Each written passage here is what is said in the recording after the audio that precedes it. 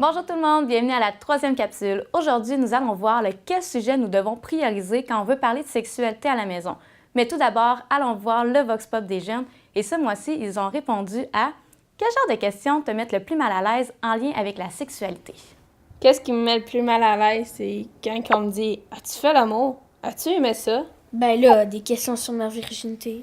Moi, ce qui me met mal à l'aise, c'est quand on n'est pas tout seul puis qu'il se met à parler de ça devant tout le monde.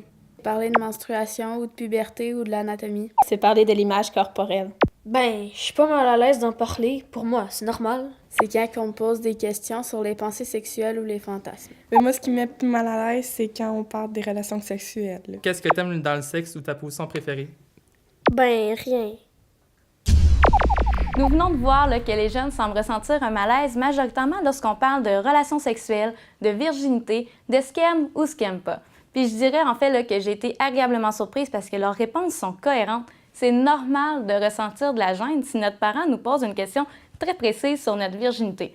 En tant que parents, nous ne voulons pas tout dire à nos jeunes, et autant que les jeunes ne veulent pas tout dire à leurs parents, et c'est normal. C'est sûr, je comprends, ça peut être parfois difficile à respecter, mais c'est important de respecter l'intimité de son adolescent. Avant de cibler un sujet précis à discuter avec notre jeune, on peut commencer par se demander dans quelle intention je le fais. Parce que tout dépendant de notre intention, la meilleure façon de faire va changer. Est-ce que vous voulez lui transmettre de l'information? Est-ce que vous voulez le faire réfléchir, développer sa conscience critique? Est-ce que vous voulez obtenir des informations personnelles?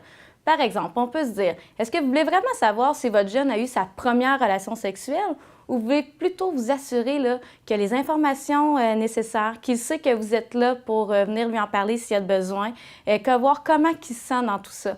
Donc, vous voyez, l'intention va faire en sorte que vous allez formuler votre question différemment.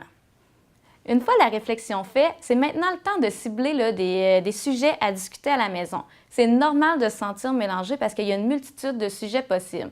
Et ça, en fait, qu'il y ait 5 ans, 10 ans, 15 ans, les sujets vont varier parce qu'il faut se référer au développement psychosexuel de votre jeune.